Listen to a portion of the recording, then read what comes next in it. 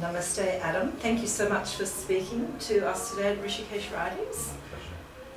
So tell us, what brings you to Rishikesh? Are you a frequent visitor here? Tell us about your relationship with Rishikesh to start off with. Actually, my relationship with Rishikesh is really just beginning. I've been here several times over the years, but only for brief times, and I never really quite found the heart of Rishikesh until this last week that I've been here, actually. I've come here to immerse in a couple of week program of sacred sound, of sargam practice, of Sanskrit learning, and staying here at the Parmarth Niketan Ashram in close association with Swamiji here and Sadhvi, and the whole kind of program and all the devotees here has helped me find kind of an access to a soulful level of Rishikesh that I'm really enjoying finding.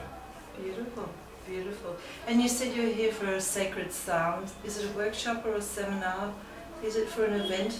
Just tell us a little bit more. It's an ongoing program run by this woman, Anandra George. So it's a 2-week training program.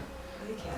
In various aspects of sacred sound, including especially Indian classical music and Sanskrit study and mantra recitation.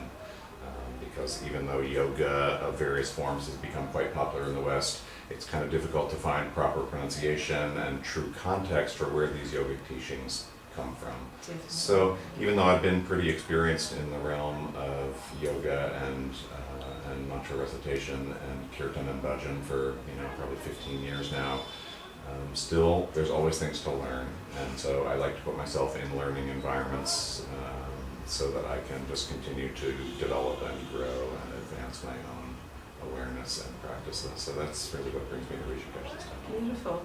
And so who would you say has had the most influence on you in terms of kirtan and your Nad yoga practices? Well, I think in terms of influence on me in kirtan, it's clearly 2 people, and they're 2 people who I spent years playing bass with back in the USA, and that's Krishna Das, who's well known around the world as a pioneer who has brought awareness and practice of kirtan to many people who had never heard of it before. And I spent 7 years playing bass with him, starting in 2001. And then starting around 2005, I met up with a crazy character also in the States named Shyam Das, who was another American who came to India in around 1970 and spent the rest of his life living here and diving extraordinarily deeply into devotional teachings from the North Indian tradition of the Pushti Marg lineage. And I played bass with him for the last 8 years of his life. He left his body about 3 years ago. And he was like no one I've ever met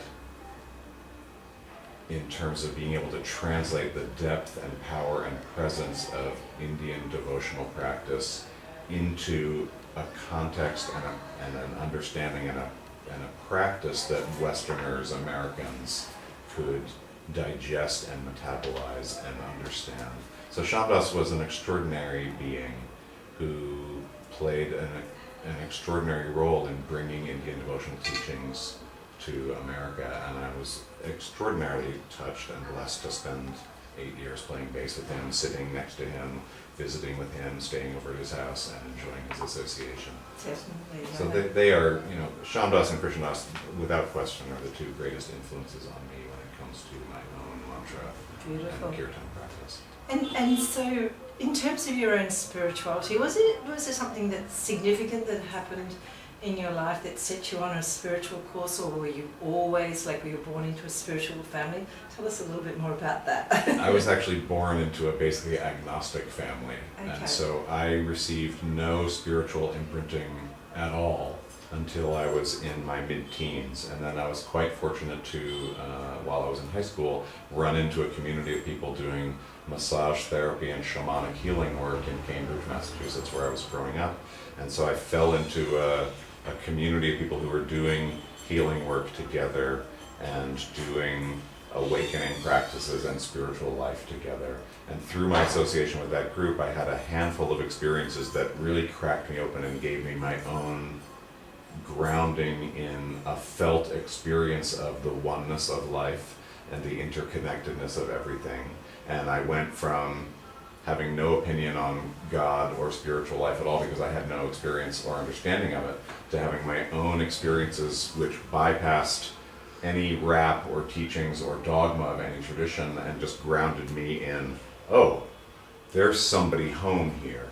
There's something alive in the universe, and it knows about me, and it cares about me, and it wants us to care for each other and love each other. There's something here that's about love, that's about understanding that we're all actually just different flavors of the same person, and we're all in this together, and it's all about learning and loving and growing together. And so I had a handful of experiences over 2 or 3 years in my last couple of years of high school that just got me solidly planted in a universe filled with love and kindness and opportunities to grow. And through that, I made some decisions about how I wanted to live my life. I knew when I turned 18, I had a kind of a heavy moment, and I realized that although I'd been blessed with bountiful experiences in my awakening journey, I had not yet fully committed to the path ahead. And when I was 18, I realized I need to commit to this. I need to accept and fully own that the experiences I've had of the oneness and interconnectedness of life are going to change the way I choose to live the rest of my life. I'm not going to be a regular American anymore who had some cool experiences in high school. I'm going to become somebody who dedicates my life to understanding, unfolding, and practicing and living as best I can this reality of a life based in love and connection and oneness. Absolutely stunning, thank you. I feel very, very fortunate to have been given those at a relatively young age. Now it's just practicing and trying to live up to it. And just one final question, if you don't mind. You mentioned before when we were speaking that you had spent some time in a reggae band. So I was just wondering how you feel about eclecticism in terms of devotional music.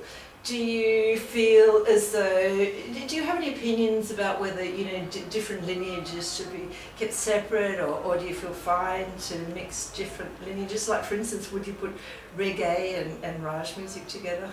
Well, I think if you listen to my album Sham Leela, you'll hear some reggae-ish influences in there. Okay. I'm somebody who really appreciates the power and presence of lineage and of direct transmission according to a way of being. I honor that in a very deep way.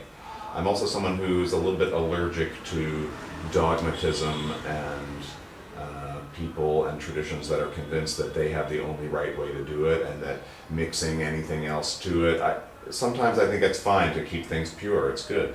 But also, I come from a country that is a melting pot of every different culture. Yeah. And I think when people become too convinced that my way of doing things is better than your way of doing things, then we end up with religious wars and intolerance. And this isn't a time of life, I think, where intolerance really should hold sway anymore. I think it's better to just open ourselves and both appreciate and honor lineages, and also appreciate that sometimes black and white and yellow and red and high and low can come together, and beautiful children and products can result from cross-pollinating our different inspirations for devotion and practice in life. And I think usually that leads us to beautiful places, not to bad places.